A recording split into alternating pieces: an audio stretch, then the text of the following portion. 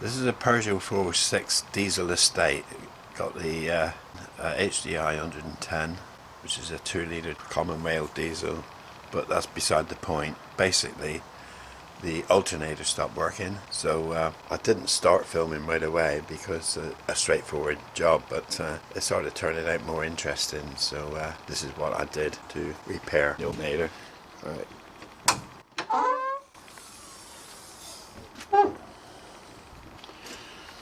Okay, this is straightforward. Odd thing about this alternator is a 2-wire system. You've got the power out to the battery and some sort of control input in. No other connections at all other than the grounding of the case. So that is controlled according to the wiring diagram by the BCM. So that is the story. So from that I deduced that the ECU was controlling the alternator. This is the charging system for the Peugeot. Now, as you can see, the battery lead, main battery lead, fed from the alternator, which is the number 31 in the diagram. That's your main battery power output directly to the battery positive terminal. And all there is, apart from the grounding of the case, alternator case, is this could be a control wire to pin 14 on the BCM. Right, I didn't know what, I understood that this department, that this ECU was, or BCM was controlling the alternator. That was my first assumption, which was wrong. When I took the alternator out, I realised it was at an internal voltage regulator. So this one is monitoring and what can I say, turning on and off the charging light on the dash. I don't know what else is doing, but I didn't know this at the time. So I connected up the scope, Pico scope, and this is the result I had. You can see that we have a pulse, a rather strange pulse, which is every 3 seconds a pulse, and then back to zero, almost zero again, as you can see here. I can clean this up and put a active filter. Might take away with some of the spikes, but basically that's what it was. Well, that was connected with the control, what I'm calling control wire, connected to the alternator. So was this emanating from the alternator, or was it emanating from the BCM? So to do that, I disconnected the control wire on the alternator and put the scope test lead on the wire from the ECM, so it is separate from the alternator now, and I was still getting these same spikes. The timing had changed by about a second or two. It was every 2 seconds instead of every 3 seconds. So that was the story. Being on the wire that's from the ECM and not emanating from the alternator, so I realised that the wire integrity was good. The signal wire, I call it the signal wire integrity, was good. This wire here, 1087, is continuous in good condition. So it meant that there's probably something wrong with the alternator. So now we carry on with taking the alternator. It was rather difficult to get out because below it was the aircon pump, and above it was the power steering pump. So it was like sandwiched between the two. So it was rather awkward to get out, which I haven't filmed. Recent files we can do repaired. Oh yeah, this was a disconnected. This was the disconnected waveform. As you can see, we come back to this. We got these rather large spikes now, but if I apply a filter to it and get the spikes, oh, the spikes are still there. Actually, how far down do those go? Now this was with the wire disconnected. This was to connect just the wire from the ECU, and the timing, as I said, the timing on this was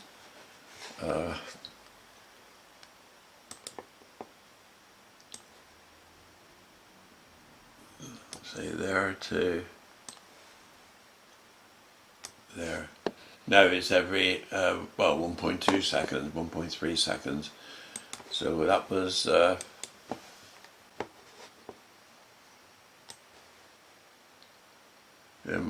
minus 20 spikes, which is rather strange.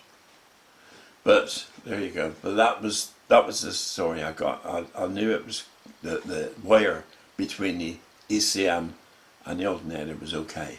I was worried about the weather, and we had a lot of rain that got into any connections, but that wasn't the case, so it moved on to the alternator.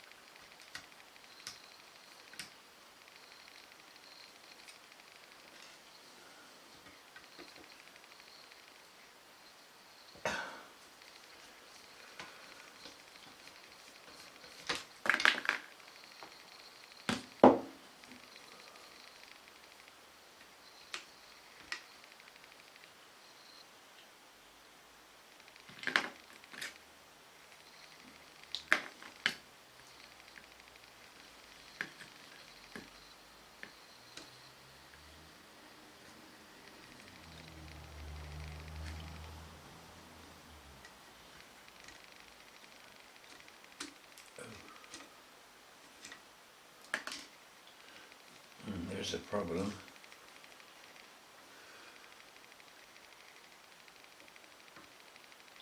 He's worn down like that, or he's just jammed in. Carbon brush. I don't know what the state.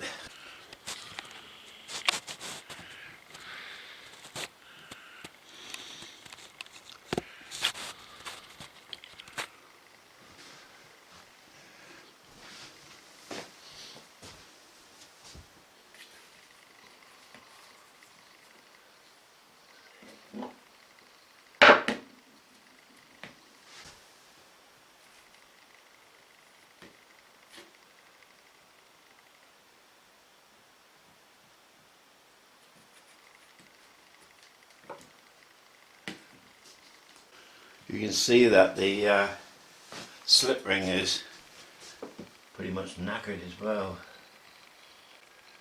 So the regulator could possibly be okay, but the slip ring's knackered.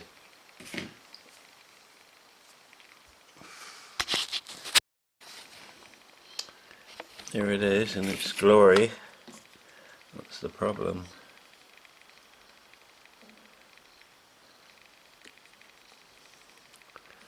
That would have been the outer one.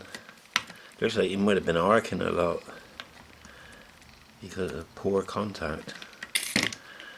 Don't think that's going to clean up somehow and put it on the lathe and hope for the best.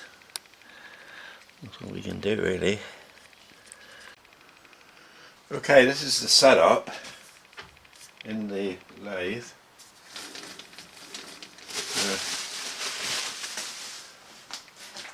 The idea I've got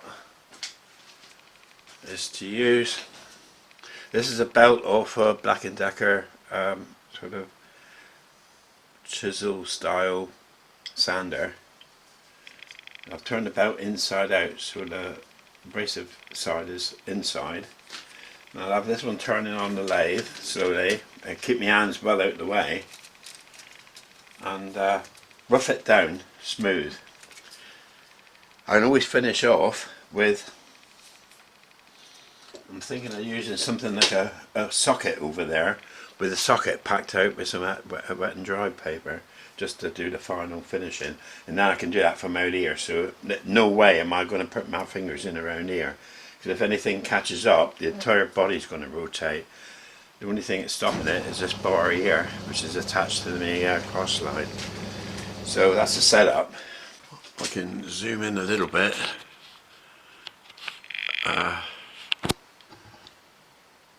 And give you an idea of what I'm trying to do. I think that's pretty good. Right.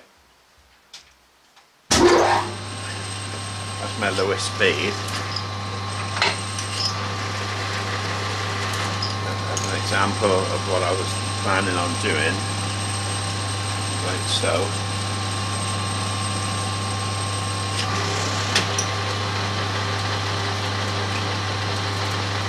That way it tends to keep it round, everything round, square.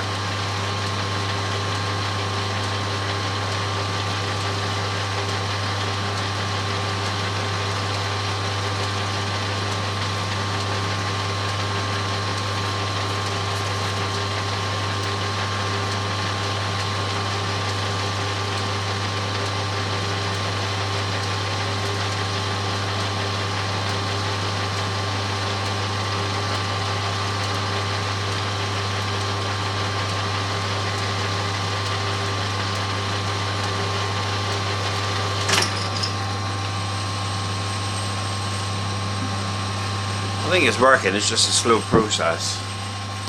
I'll zoom in.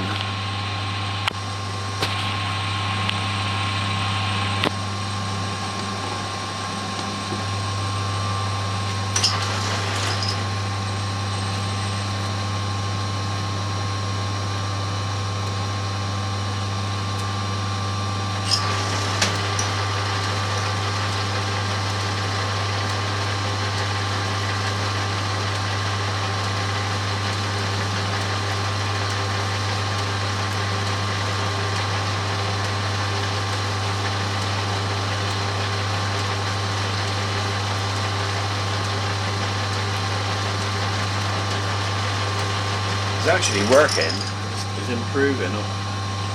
Just hope that I've got enough copper material left so I can take it down to look quite good. But you can actually see that in detail.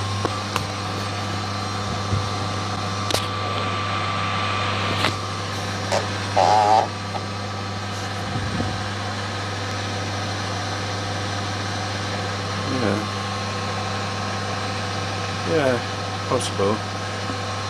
So what I'm going to do, instead of doing, so I don't want to do this at high speed, I've got to do this at low speed. So it's going to take a while. So I'll do this off camera. I've got to show you this, while I've been doing this with the belt sander, the copper is warmed up and is actually slipping off the shaft. Which means that maybe I can replace this bit of copper with a piece of machine of copper, actually machine it to size, glue it on, arrowdate it on, or like obviously it'd be a slight interference fit, so I end up with a new surface. That's something I'm going to have to consider now. I sit there, you see it. This is coming off.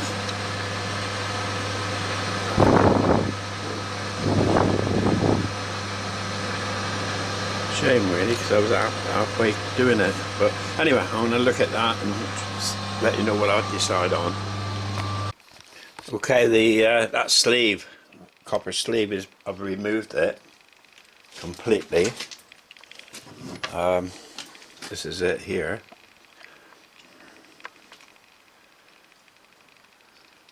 And I've cleaned up underneath, so it's a loose fit and I wanted a tight fit, so I've machined up here some copper bar, and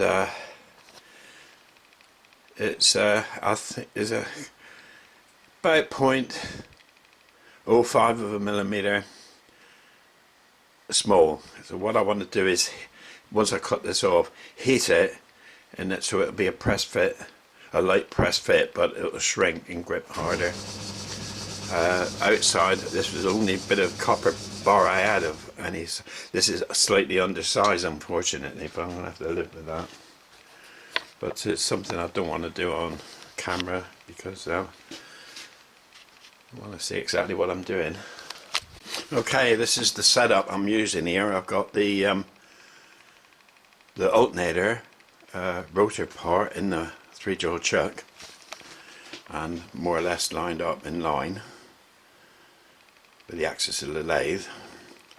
This is just rested on here, just so I got an open view port to look at. I've got I'm going to use the tailstock to wind in, hopefully, because I don't want to overdo the pressure, simply because I'm just going to distort the ring if it's too tight. So what I've used here is one of my lathe dogs, and so I've got a bit of bar here in the chuck. That is just acting as a spacer. That's the old sleeve, which is now is a loose fit because I've cleaned that spindle. So that's going to be pressing on the newly made,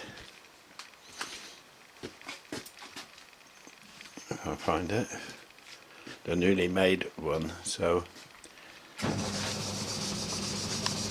the newly made one will go on there, and obviously I'll wind the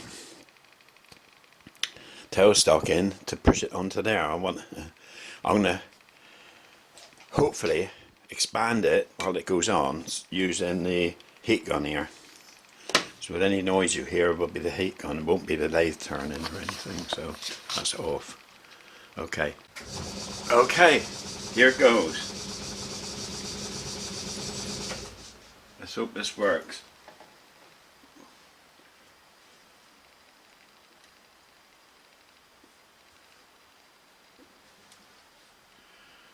Unlock the tailstock. That's awkward, isn't it? Wait in the way of the fucking ladder. Right. No. Okay, what's the... Are we still okay? Yes. Okay.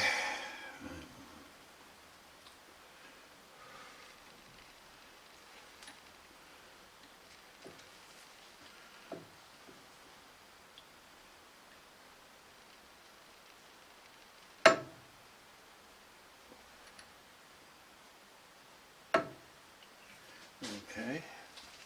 Now I'll do the heating.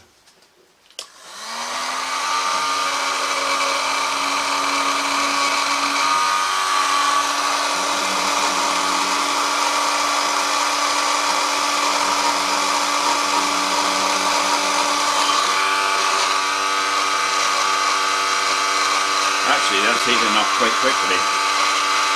I'll start winding them in.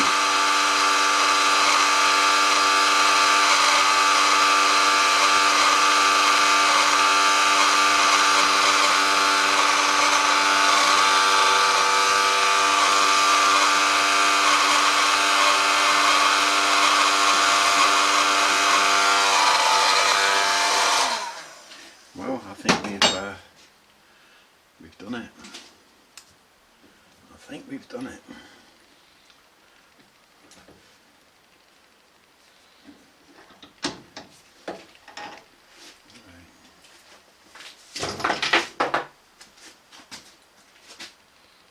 I do believe we've actually accomplished it.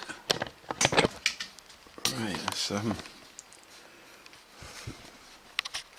Just zoom out. There it is there.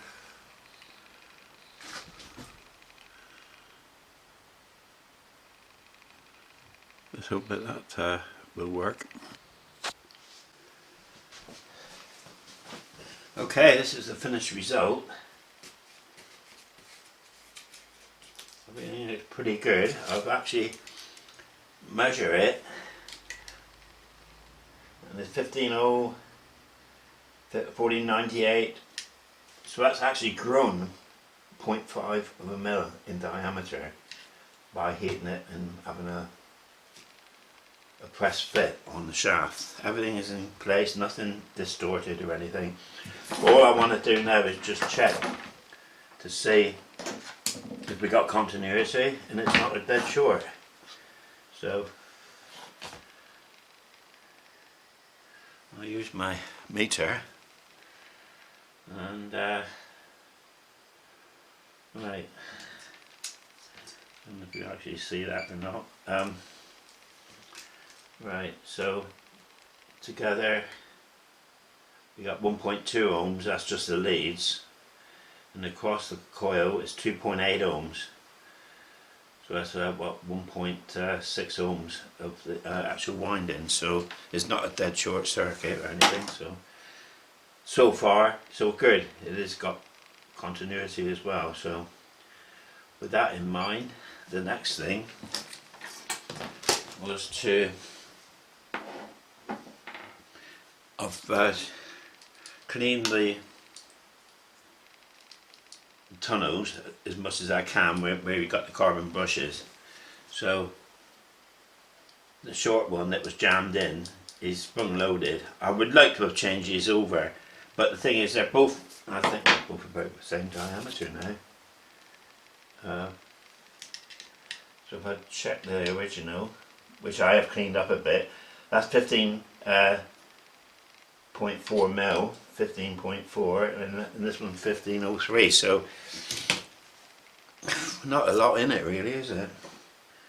So rather than damage anything, like swapping these two carbon brushes around, it's better just to bung them in as they are. Yeah, it's got spring pressure there. I've actually been online and searched on eBay for this, and everything that they say will fit my vehicle, the outlets are in the wrong position. So that's more incentive to actually repair this one. So we can actually start putting this back together. As you can might be able to see, the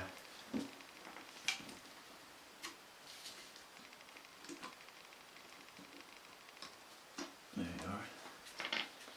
That's the two.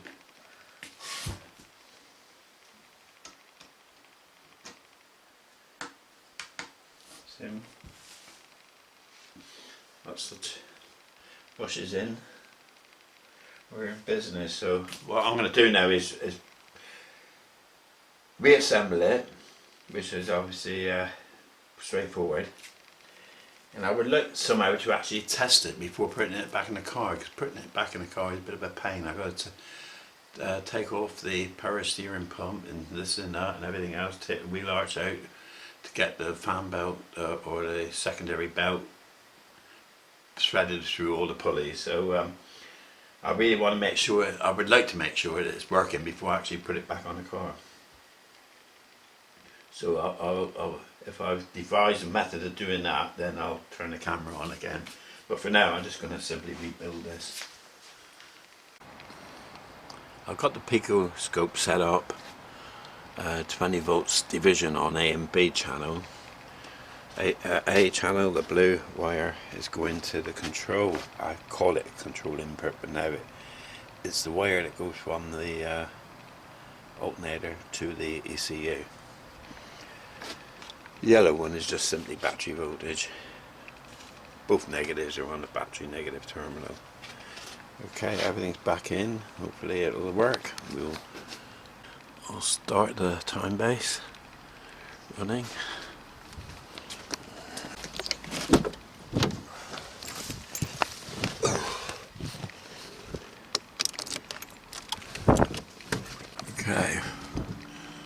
battery. Right, the battery's gone out, blower's come on, so we're charging.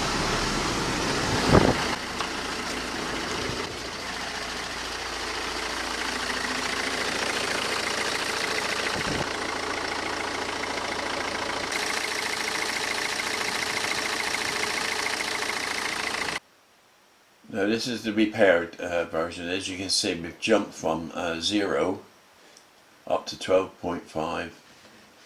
So 8, 9, 10 and 12, 13, 14. It's 14, 14.3, something like that.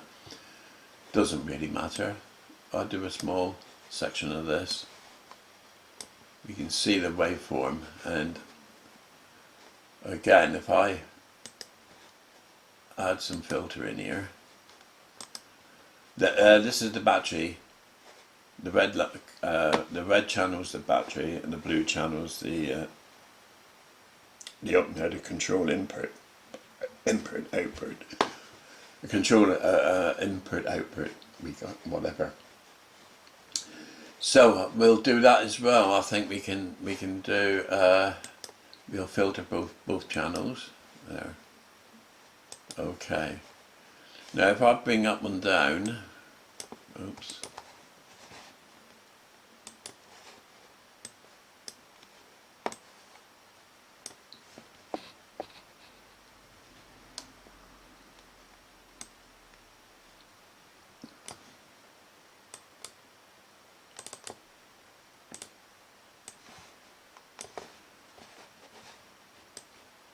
You can see that it's in phase, and that is your 3-phase. I'm not quite sure what's going on here, because I really don't know what this control circuit lead was doing, because the internals of the alternator had a voltage regulator or a current regulator in there, so it was, I would imagine it should function even without the wire to the ECM, although the ECM is monitoring. So what it probably was, ECM was monitoring that it was charging and keeping the ignition light turned off when it was charging.